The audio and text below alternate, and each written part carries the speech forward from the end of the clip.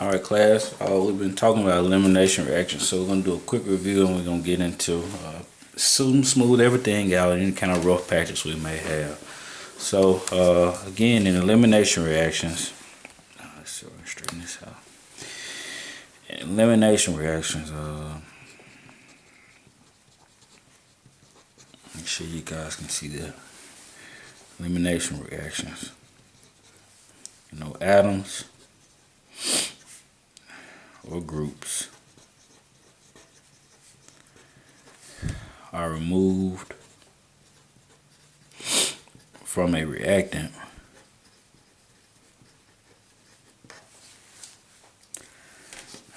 to form a double bond or a pi system.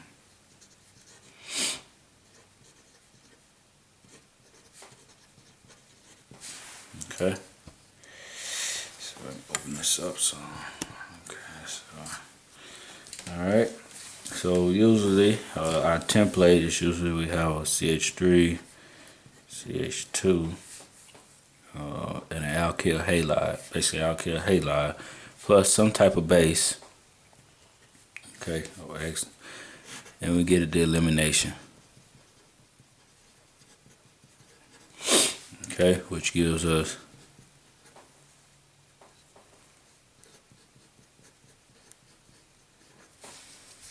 plus,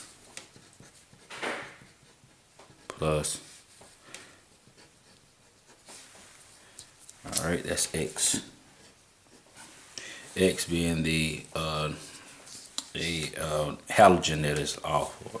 Okay, so let's look at the two types. We got the E2 and the E1 reaction. E2 reaction, okay, which is bimolecular.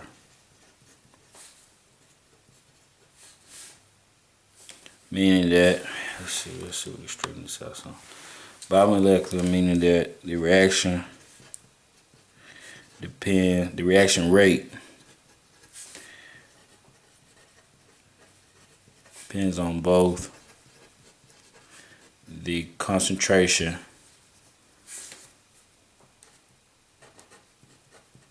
of nucleophile and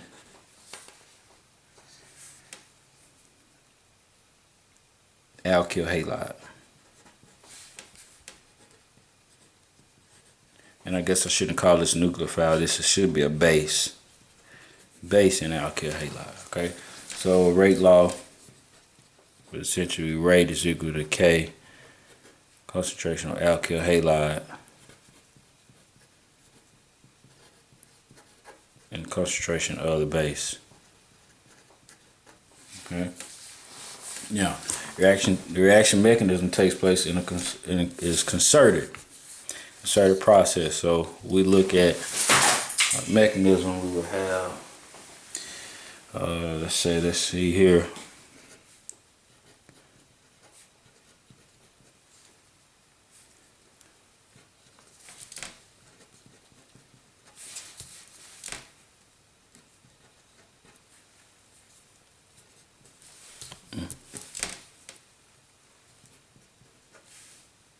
Okay, and scratch that. Let's see if we can clean this up some. We'll have C,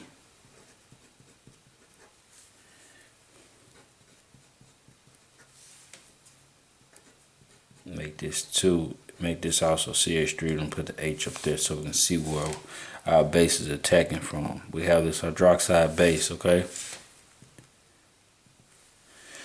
now this is a strong base because water is a weak acid. Okay, whenever you have weak acid and this water has been deprotonated, right, to make this base here. So this is a weak acid, pKa approximately 15. Weak acid, I mean this is a strong base. Okay, so now this can deprotonate this or extract this, and double bond, I forgot to put that there.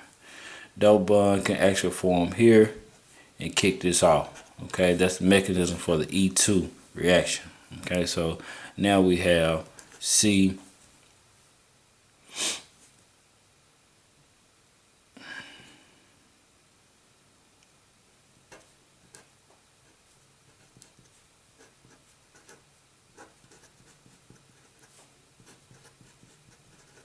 Okay, now that's the mechanism for E2 reaction. Remember, the way this happens is that this here is our alpha carbon because it has the halide on it, and these are your beta hydrogens. Okay, actually these are beta hydrogens. Actually these are beta. No, this is not. This is beta hydrogen, and these are beta hydrogen. The carbons that are adjacent to this. This can be considered one as well, but we'll just look at the ones in the plane for right now. Okay. So this is your situation for E2, okay, or your regular E2 mechanism. All right. If we look at the relative reactivities of an E2 mechanism based on the leaving group, we know that Ri, this represents an alkyl halide, so we'll just be more specific. CH3I is greater, it's more reactive than CH3. Br, it's more reactive than CH3. Cl, and it's more reactive than CH3I. I mean F. Okay. So you may say, why is that? Well, we talked about, again, the stability of the anion. Okay. Here versus here versus here, and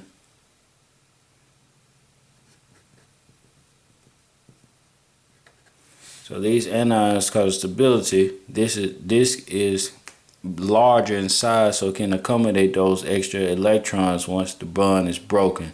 Here is very small, so they have some electron repulsion once you place these electrons in that small orbital, make it not stable at all. So that is why it's more reactive in the E2 mechanism. Okay, so let's look at this regioselectivity stuff. Regioselectivity of E2 reaction.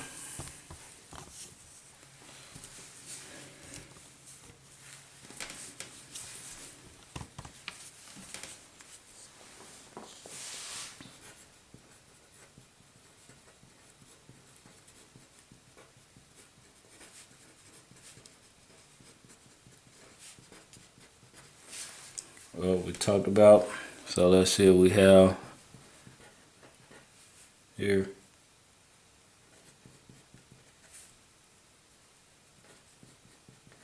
Well, these two are the same, right? So they're basically on the beta carbons, and makes these the beta hydrogens. These are essentially the same, so there is no regioselectivity. Now let's say we have a molecule such as this.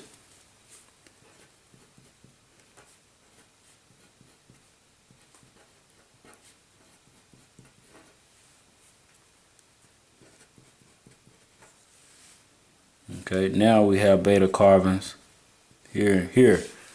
Okay, now this carbon has 3 hydrogens, this carbon has 2 hydrogens. Okay, so let's say we have a base, an alkoxide base here, which is again another strong base. According to Zaitsev rule,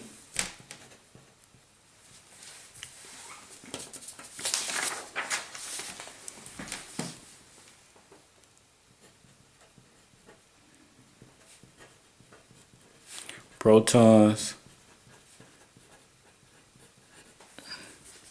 should be removed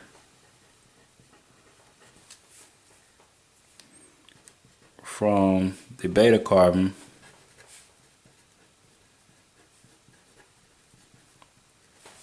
that is bonded to the fewest hydrogens.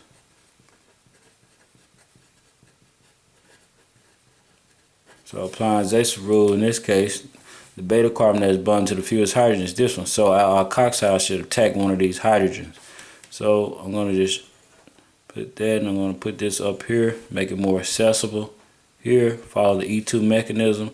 It's going to form a bond between this carbon and here. Now, we need to write our product, which will be CH3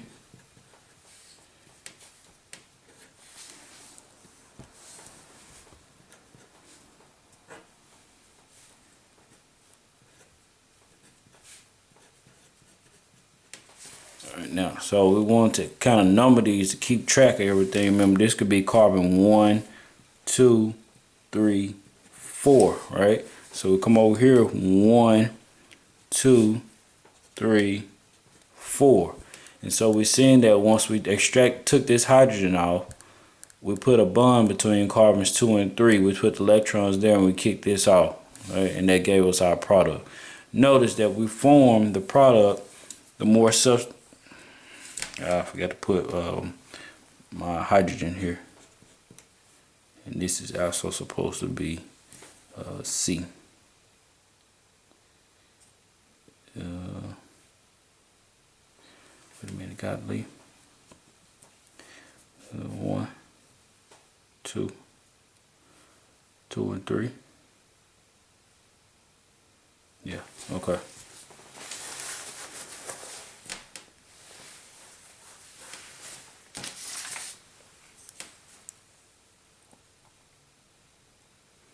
Okay, so this forms the more substituted alkene. Okay, so a substituted means that it has an alkyl group, an alkyl group there.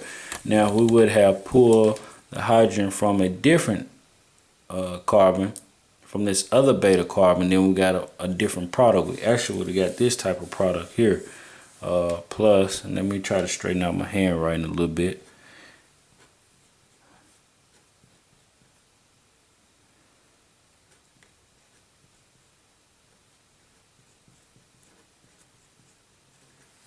Well, you can see that this is more substituted than this. This has those 2 hydrogens. So this is basically our major product.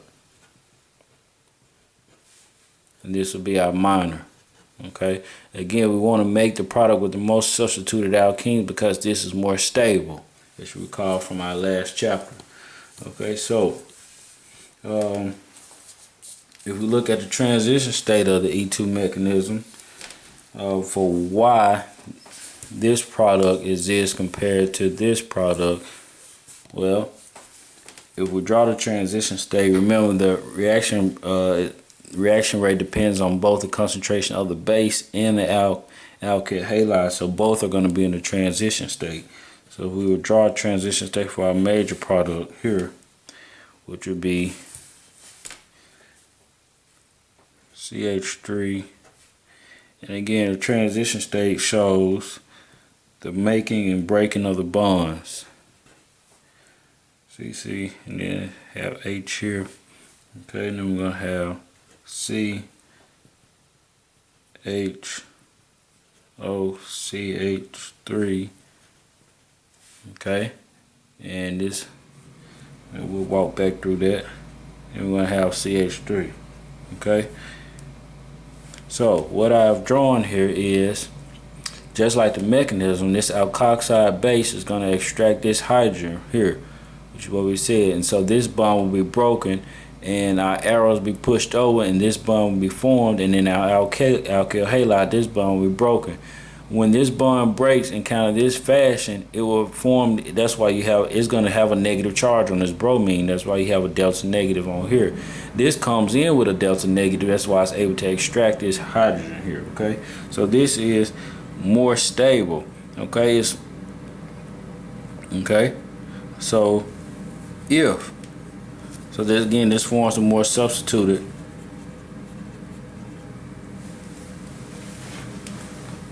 More substituted alkene. All right, so let's keep moving. I don't want to talk too much about everything that we did in class. Okay, so let's look at another example of Zaitsev rule. So we are, let's see, get this where it needs to be. Okay, CH3, CH2, and this is kind of example we did in class. CH, Cl, CH3 plus OH minus again. Okay, yields what? Well, let's look at, this is our alpha carbon. Okay, these are our beta carbons here, beta, beta.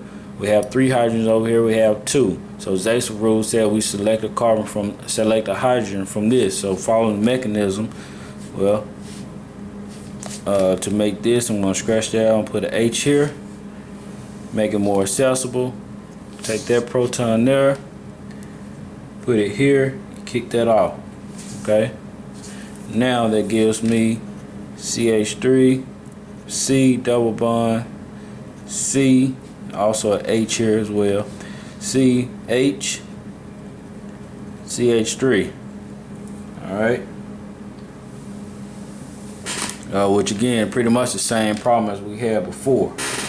Okay, but any situation, whether this is a butene, whether it's a pentene, it's going to be the same, that we want the product with the most substituted alkene. Okay, now the more substituted alkene is not always the most stable alkene, and this is an example of the conjugation that we talked about. If you see a double bond in your reactant, such as what I'm about to draw, so we have C, H, and we have CH2, C, H, Cl,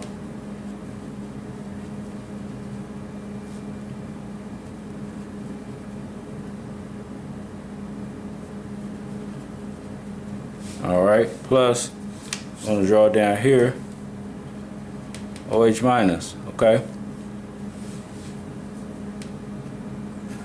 now we see this double bond. Whenever we see this, we should think of anti-Zasif.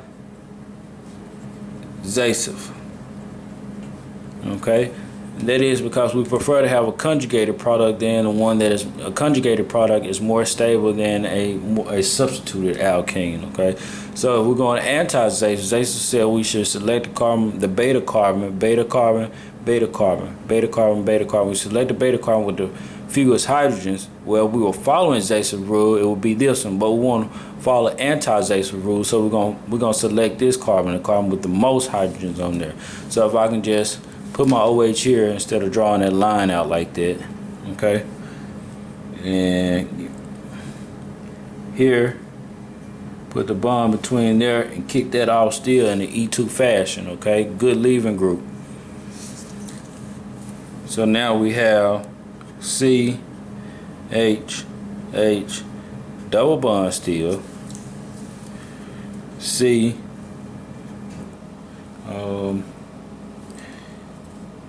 H,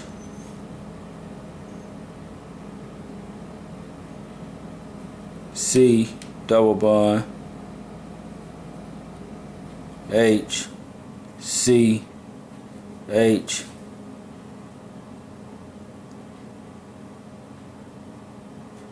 C, CH3,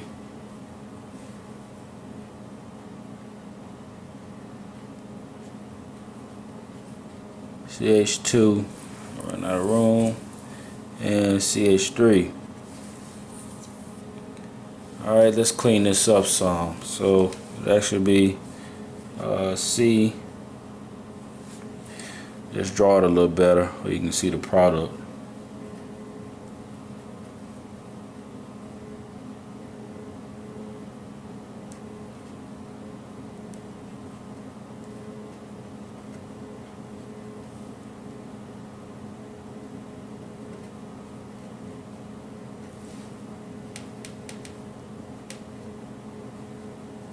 Okay, so look at the full reaction.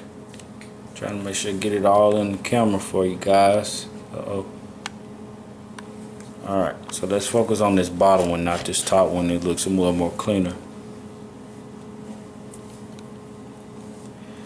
Alright, so again, we extracted the hydrogen, the beta on the beta carbon because it's the anti-Zasif rule. So we would number the carbons to say 1, 2, 3, 4. So we'll put a double bond between 3 and 4. Well, let's look over here. 1, 2, 3, 4. So we'll put that double bond there. Okay. So that's kind of a way of checking to make sure we got everything right. Okay.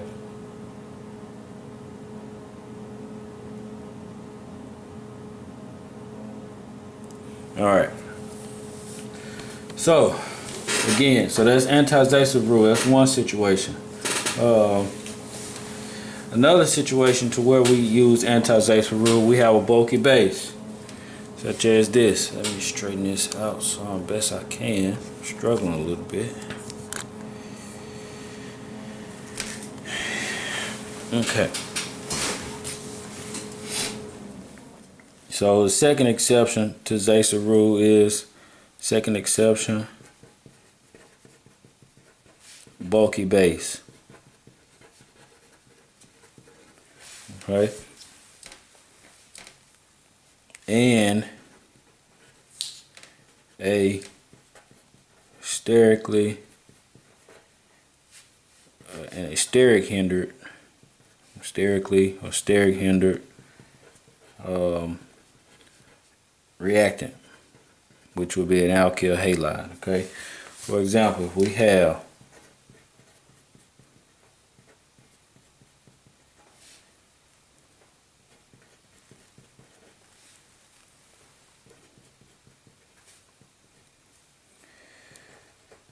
around here, this is sterically hindered. Look at the size of this alkyl halide. Look at these methyl groups. Okay. Surrounding this alkyl halide. Plus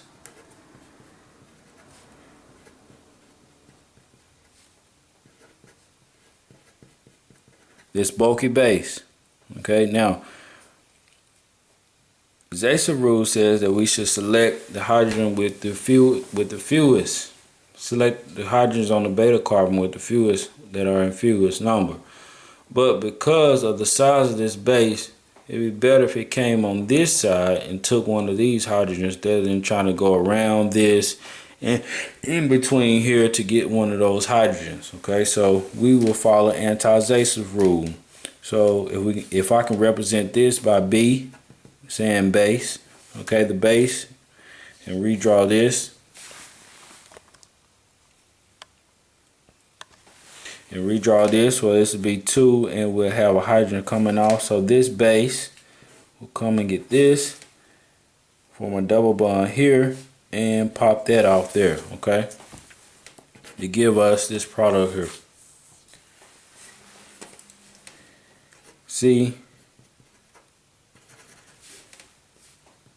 will give us where are we? C CH2 double bond C 3 CH2 CH3. All right, major product. Now the minor would simply be going to Zacer's rule, which we're not going to go into. Okay. All right. For example, notice I said the second exception involved a bulky base and a sterically hindered reactant. So let's just say we had this here.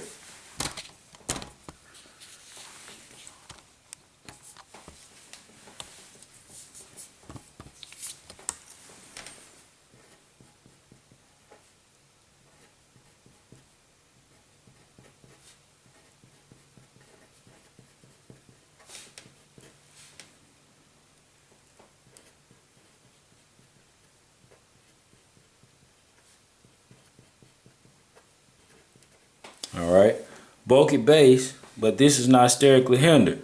So if this is not sterically hindered, then we still should follow Zacer's rule. Okay, Zacer's rule says that we should get this beta carbon because it has a fewer hydrogens compared to 3 to 2. So here, put a double bond there and kick this off. Okay, now that gives us this product here. Again, to help us keep count, I'm going to name this 1, 2, 3, 4. Okay, so we'll put a double bond between 3 and 2. So now we got what? 1 CH3, 2, which has a hydrogen on there as well, double bond C, H, CH3. Okay. So it gives us a substituted alkene, which would be our major product. And the minor product would be anti-Zacer. But again, just remember to keep those two rules. So when we got, if we see a double bond, we need to use, in the reactant, we just need to use anti-Zacer. If we have a bulky base and a sterically hindered reactant, we need to use anti-Zacer, okay? Yeah.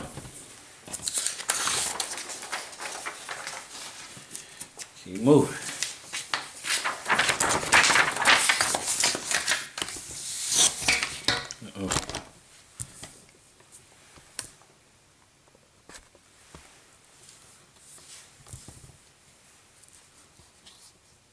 All right. So, also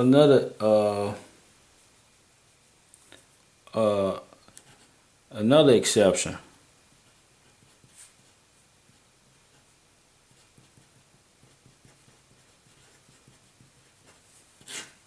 Okay, E2 with fluoride involving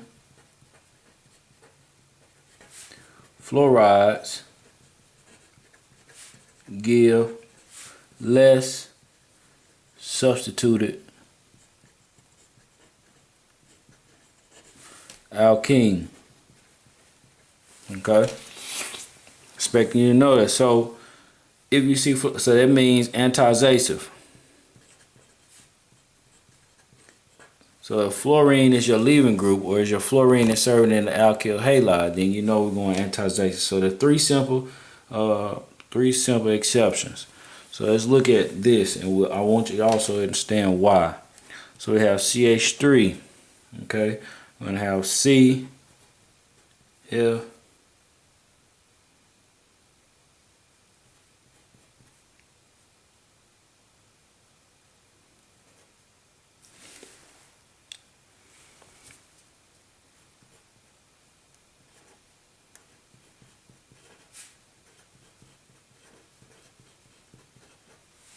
okay, we got our beta carbons here. Now, again, if this is anti-zasif, then we need to go to the carbon with the most hydrogens on there, okay? So therefore, our product should be, if we take an alkoxide base, okay, change that to 2, put another hydrogen off here, take there, put a double bond there, and kick that off, okay? And that's, you know, what actually address the actual correct way of flow of these electrons when we get to the stereochemistry part. Well, we have a product left of C2 double bond, right? C H CH2 CH2 CH3.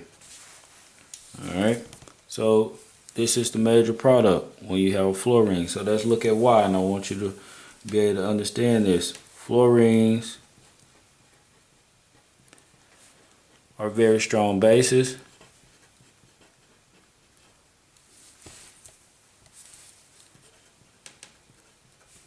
Come with no stability of anions. Okay, they are not, therefore, they are not easily removed. Okay, they do not act as a good leaving group. Okay, that's what I mean by they're not easily removed. So we can do that if we look at the transition state, may help us understand, being that they're not easily removed. Transition state for this. So remember, we're doing an E2 mechanism. So both the base and the alkyl halide are involved in the transition state. So let's say we have. Okay, let's just draw this out first.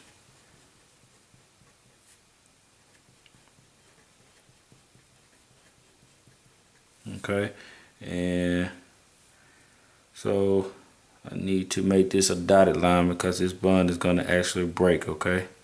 So this is a dotted line here, and here's my alkoxide with the dotted line, and it's coming in with some negative character, okay? This bond is here, and we're going to actually form that bond, okay? And this bond is going to actually break. I know that's not really clear, so I want to draw it over for you guys. It's very important that you guys understand this. All right, so CH2 dotted line to that bond is going to break. This bond is going to break as well, and here. All right, and this has some delta negative character in it, and we have this, and we're going to form that bond CH, CH2, CH2, CH3. Okay, that's better. All right, now, since this bond does not easily break, we're going to actually be forming some negative, a delta negative character also on this carbon due to this bond being formed. So you're going to have a lot of this bond being formed before this is actually begins to break. Okay, that's that's why I drew this in somewhat close proximity. If I would have drawn that F all the way down here, that kind of would have represented that bond already breaking. But since I've drawn it close, the closer it is, the more representative of it actually being still intact. But here it has a delta negative character because this bond is not really broken and this has begun to form. That way, if you have this negative charge, then you do not want any alkyl groups donating electrons on top of these electrons. That destabilizes this. Okay, so you do not want any hyperconjugation. Therefore, you have these hydrogens here. So that's why this is the major product. Okay, if you were to follow Zasif rules, then you would have methyl groups donating on top of this partially negative charge being formed. Okay, and so that would be bad. Again, destabilizing the molecule. So I want you guys to understand that. All right. So that's basically called when you have that negative charge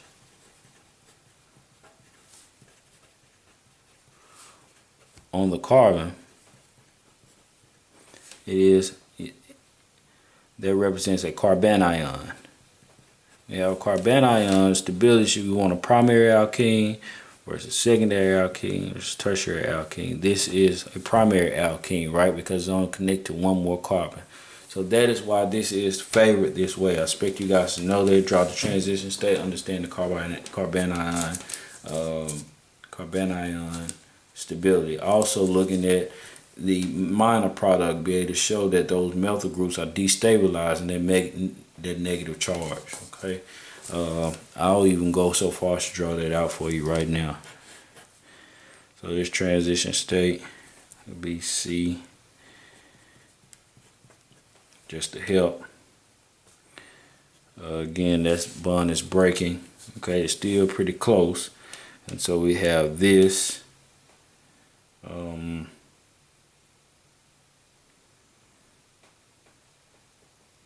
On our beta carbon, we have H here, this bond here, delta negative here. All right, so when this, and we also have CH, and we have CH2, CH3. Okay, now,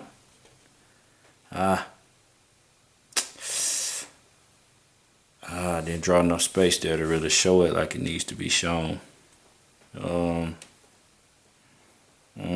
gotta draw it over. Sure hate that. Bear with me, guys. Here we go.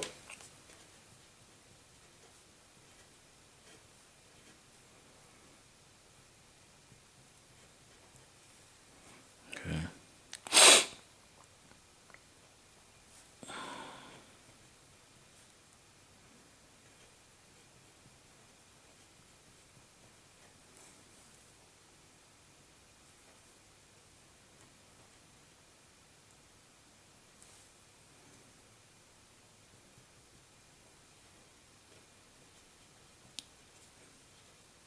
Okay. Now, that's better. All right. So, if again that carbanion was being developed on this carbon here instead of this carbon, then you get hyperconjugation, you get back donation into this p orbital being formed here. This bond, that double bond is being formed there. That's where that negative charge comes from, and now that destabilizes the molecule. Okay, so that's why this is a minor product, and it goes by forming the less substituted alkene. Okay, keep moving.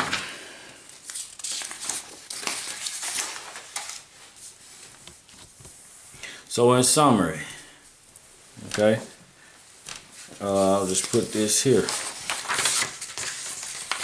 So writing it out.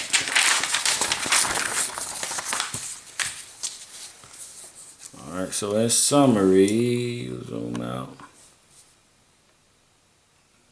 Alright, in summary, the major product of an E2 elimination is the most stable alkene that follows Zaitsev rule, except if the reactants are sterically hindered and there's a bulky base or the leaving group is poor, such as the fluorine. Then you will use the anti-Zaitsev rule. Also, anti-Zaitsev if you have a double bond, okay, present in your reactant. Okay, so that's what we're going to do with this. Okay, so the E1 reaction.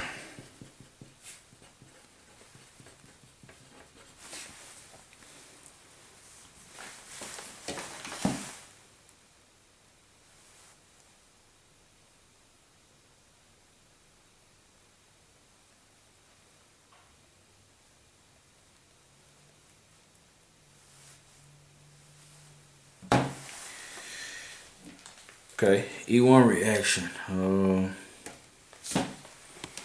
It stands for unimolecular elimination. You know that means that only the alkyl halide participated in the reaction rate.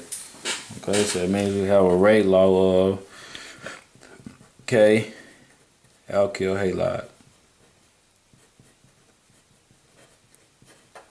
Okay. So let's look at this particular example here. E1 reaction. We have C.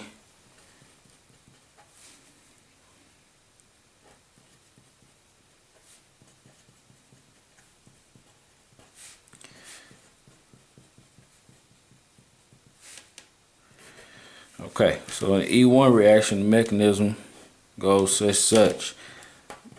Okay, we'll form a carbocation intermediate.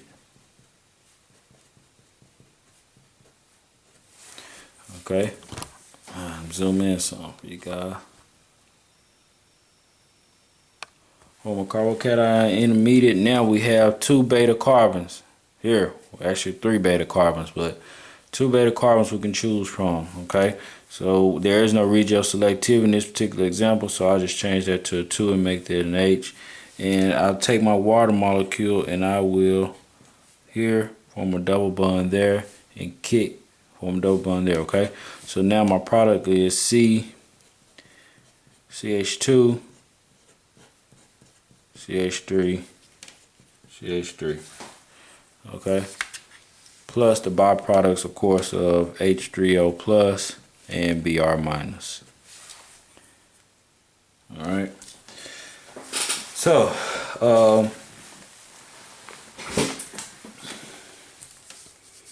let's look at a regel selectivity. Okay, regel selectivity.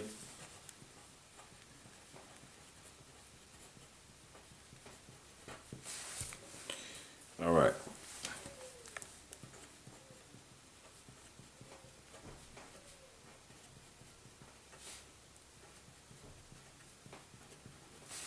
All right. So again, we have this with our water. First thing we do in the E1 mechanism is that we form a carbocation. So here pops off. We have CH3, CH2, C, CH3, CH3. Let me slide this up, sorry. And we have our positive charge here. Okay. Now, we follow Zaitsev rule that says that we should select the beta carbon that's bonded to the fewest hydrogen. So this would be my fewest hydrogen that'll give me the most substituted alkene once I do that. So my water will come in here, form a double bond there, and I get CH3, C, H, double bond, C, CH3, CH3. Most substituted alkene. Look at that. Sorry, you guys can't see that. Okay, so let's count our carbons. 1, 2, 3, 4. 1, 2, 3, 4. We see we formed a double bond between 2 and 3, double bond between 2 and 3. Okay. Now, so what we did, if we say more substituted alkene was formed.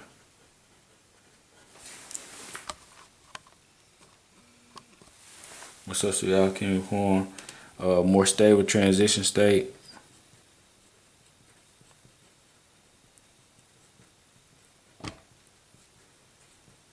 Stable transition state and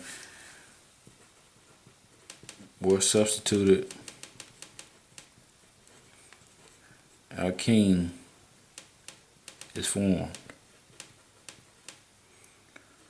more rapidly.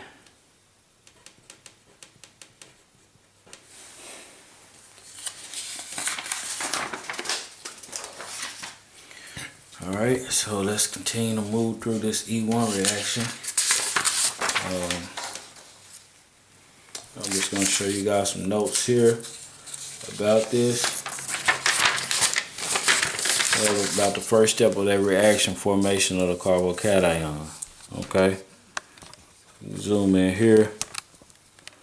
Okay, the first step of the reaction depends on, so the first step of the reaction is the formation of the carbocation. How ready the leaving group leaves. Remember, leaving group stability is I, Br, Cl, F. Okay, leaving group stability. That's how readily. That's what the reaction rate depends on if you have a good leaving group. Okay. Also, ease with which the carbocation is formed. That also has something to do with the leaving group. Okay. More stable carbocation is formed. Again, that means that you have methyl groups surrounding the carbocation. Tertiary, again, is better than secondary, and it's better than primary. Okay.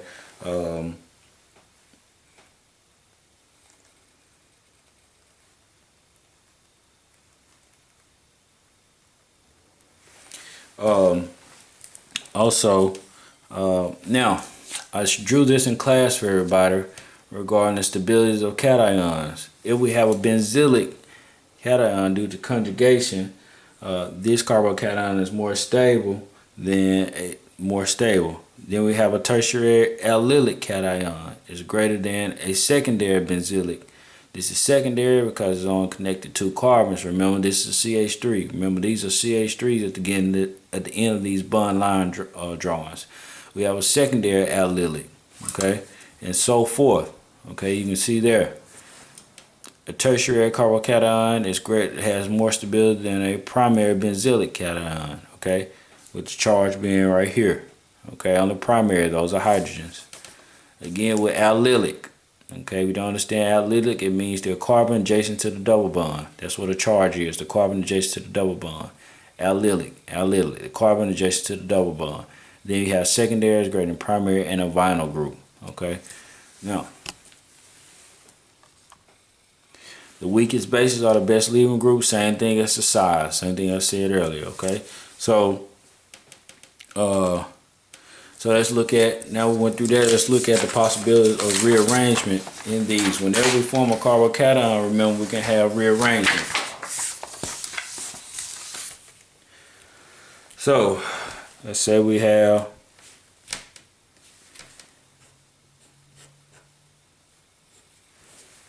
here, this is the example I did in class.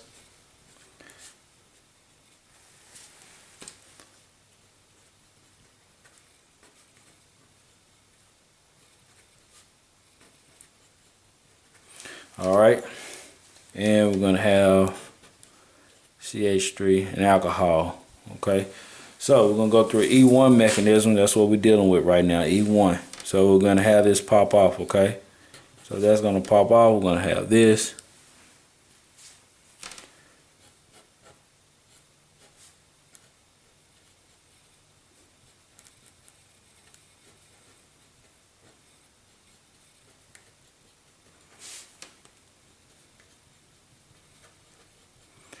All right, now once we do that, Now we have a secondary carbocation here.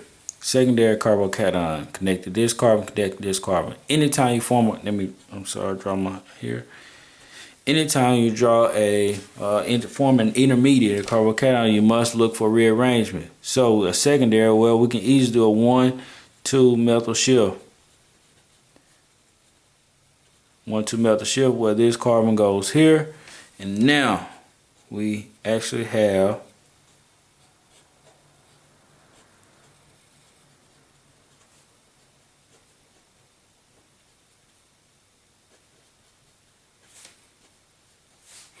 all right, so now we actually have a tertiary carbocation now. We move that there. Okay, tertiary carbocation, which is more stable due to the hyperconjugation back donation. Okay, so from here we can take our basically our alkoxide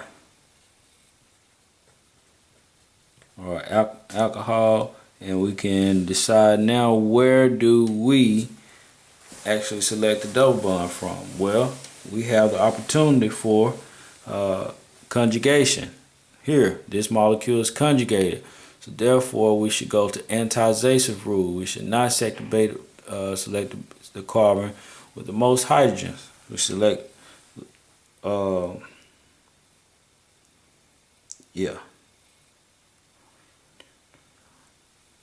correct. So we select the carbon with the fewest hydrogens. It will give us, did I say that right?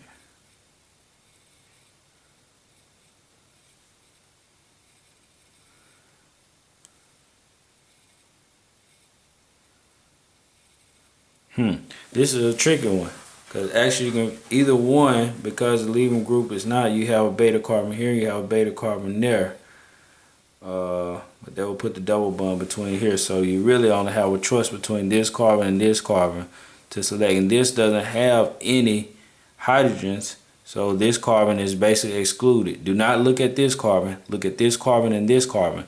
So we follow anti-Zasov rule. This would be the carbon with the most hydrogens on there, right? Anti-Zasov rule. This carbon has 4 bonds, 1, 2, 3, 4. So no hydrogens, but it will be the fewest. This carbon here has 1 hydrogen, so that's what we would choose. That will give us our conjugated system that we're looking for. Again, even though these are inside the ring, this is still considered conjugated. And we'll go here, CH3, okay? Let me make sure you guys can see that, sorry. This is a CH3. CH3, double bond, and CH3H. So that's the number of our carbons. So you can see I got 1, 2, 3. This is 1, 2, 3. Okay? So this is a conjugation. We got double bond, single bond, double bond, single bond, double bond, single bond, double bond. Okay, conjugated system, which is more stable. So that's So that's rearrangement.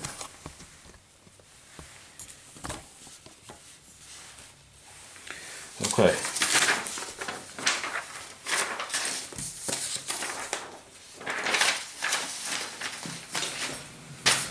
So now we're almost done. Let's look at, we won't go through another rearrangement. We've done enough of those in class. Competition, which is what everybody probably asking, when do I use E1, when do I use E2, and so forth. So competition between E1 and E2. When do I use which mechanism, okay? So, primary alkyl halides. I'm not gonna, yeah, I'll write it over just so you guys can see. Always undergo E2 reaction. Okay? Secondary or tertiary alkyl halides undergo E1 and E2 and or reaction. Okay, one or the other, but they can do both. Okay, E2 reaction is favored by a high concentration of a strong base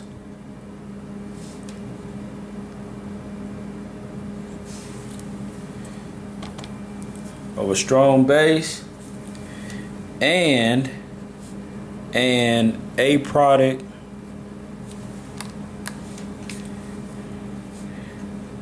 solvent such as DMSO or DMF. Okay, and we'll go through what A product means in just a second. E1 is favored by a weak base and a product solvent.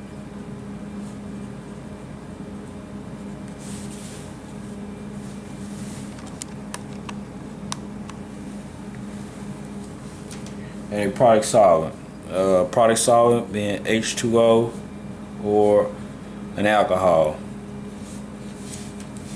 Okay.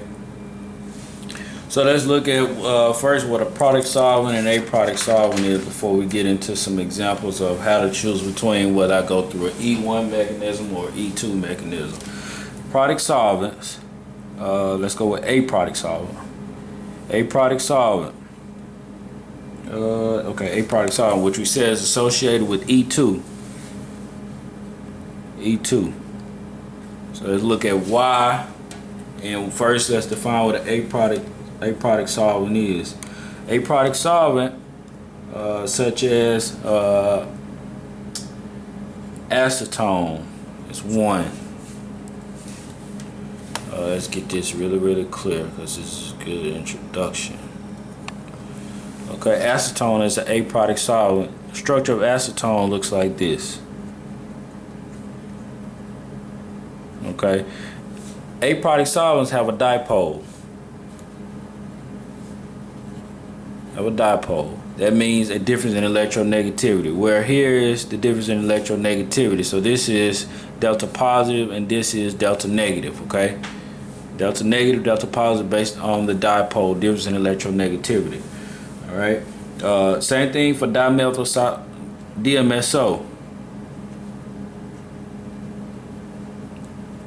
These are A product solvents. They have a dipole. Okay. DMSO, dimethyl sulfoxide. Dimethylformamide is also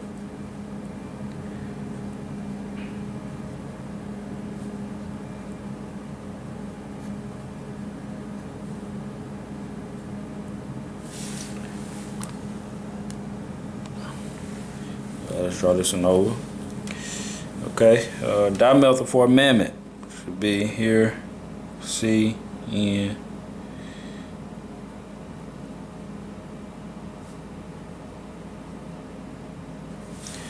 Okay, and here.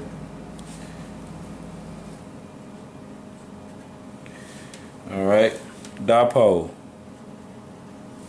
All right, so we see the dipole always usually has to do with this double bond here and acetonitrile, but we won't go to that one. So what's special about these is that if you ever heard of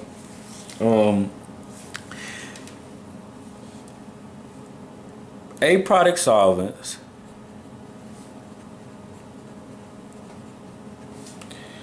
do not have atoms that can hydrogen bond. Okay, meaning that, for example, let's take DMSO. Okay, this strong electronegativity is what draws this dipole there. So here, this has a delta negative there.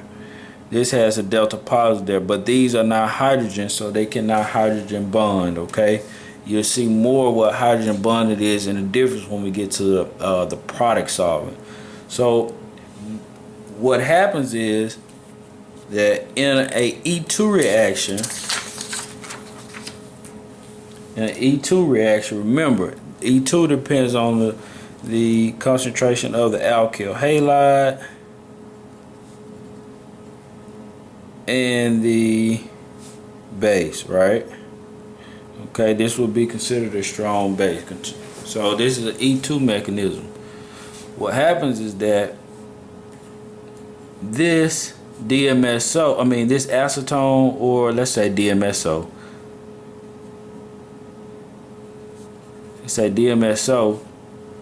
since this has a negative charge, it still will basically solvate or dissolve all of this, okay? But it will not bond to the nucleophile. It won't bond to the nucleophile because this is delta negative and this is delta negative, okay? So that's why it's called a polar aprotic solvent, because it does not bond to the nucleophile. It does not solvate the nucleophile. Therefore, this can still act, okay? This can still act to pull off my beta hydrogen and perform the reaction, okay? So in a nutshell, it does not have the ability to hydrogen bond, therefore this reaction can proceed. Okay, now if this was a product solvent, you'll see that this would be a little different. So let's look at product solvents. Also, yes, that's true. Okay, so it does not interfere with the reaction. It is an aprotic solvent. If you have any more questions on that, please ask me in class. So let's look at product solvents, which goes by E1 reaction. E1 reaction for a product solvent. Well, remember, in an E1 reaction,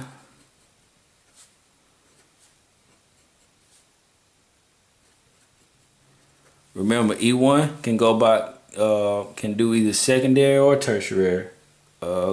So you have this. So if we were doing E1, only depends on the concentration. This we form our carbocation, right? And we have C plus CH3, CH3H. Okay. So this is our carbocation now. Okay. Now, if we have a product solvent such as water, we're able to essentially hydrogen bond. We're essentially able to bond to this nucleophile here, through here and through here. Okay? And what that does is, in a reaction coordinate diagram, we're actually able to solvate that high energy intermediate. So when we create that positive charge, this is what that intermediate looks like. Their reactant is like this. It builds up enough energy, gets over the reaction, and then it comes here once that carbocation is formed. If we can solvate that intermediate with a polar aprotic solvent, with a polar product solvent, we're able to lower this, okay, through the delta negative charge. And this positive charge, we're able to lower this intermediate and stabilize it. So by using that product solvent, now it actually looks like this. Okay, maybe not that low. Okay, but it drops it lower than it would be here without the polar product solvent. Okay, so this is what we would need in the case of an E1 reaction. We need to be able to stabilize the carbocation. Okay. Going back, if I may, to the E2 mechanism. If we use a product solvent, let's say we use something like water as a product solvent here. Okay. Water, has this, and it has a delta, because of the polarity of the bond, has a delta positive here, a delta positive there. Okay, what would happen is our nucleophile, if we used a product solvent, it would actually hydrogen bond to this water, okay, to these positive charge, delta positive charges, and then it will weaken the effect of that base, and then it cannot participate. So that's why it's important that we use DMSO. Okay. Here it's important that we have something to be able to stabilize the carbocation. Okay. So therefore we should use a polar product solvent. Okay. All right. So now we got product and a product away. Let's look at some situation where we have to decide whether we use an E1 mechanism or E2 mechanism. Okay. So we have this problem here.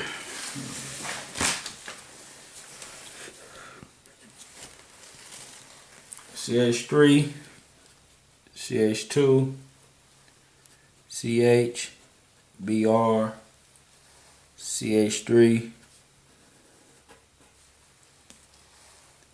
CH3O minus, and DMSO. So now we have these conditions. So we need to decide, are we going to use an E1 mechanism or E2 mechanism? Well, first of all, we need to say, okay, we do have a strong base because alcohols, this derived from this, CH3OH. Or let me write it like this so you can basically see what it is. OH, CH3, same thing. It's an alcohol, okay? So this alkoxide here derived from removing one of these protons, and now you get this, okay? So this alcohols we know are very weak acids, so that makes this a strong base, okay? So we got a high concentration of a strong base, and we have an A product solvent in DMSO. So we should know that if we got this hot, strong base and we got this, that means that we have an E2 mechanism, right? A product solvent, strong base. Okay, we go through the process, concerted reaction mechanism. All right, let's go through here. CH3, CH2, CH, CH3. Okay, and we got Br. And all you have is a product solvent, an alcohol. I said water, alcohol, product solvent. So we got a product solvent and we don't have a primary alkyl. Well, we know this is going to go through an E1 mechanism because we got that product solvent that way we can solvate that carbocation intermediate once it leaves. Okay, let's go through another example.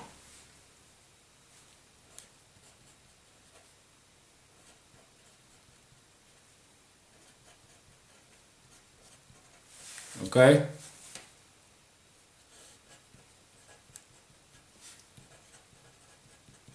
Okay. Got a strong base. We got a product solvent.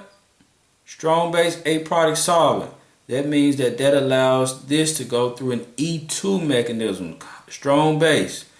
This A product solvent, it does nothing but keep from solvating this nucleophile. Okay, we do not want to hinder the strength of that base.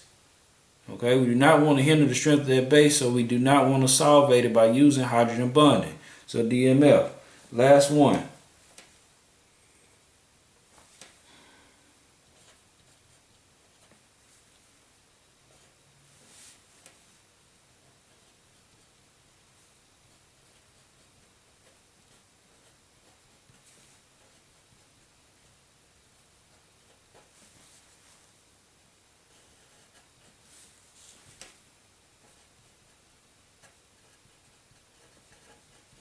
Yeah, we have this product here, this reactant here, and we have this alcohol. Well, we know alcohols are product solvent. Product solvent, ring a bell, E1 mechanism, because we're going to solvate that carbocation intermediate, make it more stable, okay? So the key is now, you see I got different type of reactants. So the thing is, now you need to go back and see which one will go through anti-Zaitsev rule, which one will go to Zaitsev rule, okay? And that's something that we can talk about in class. Thank you.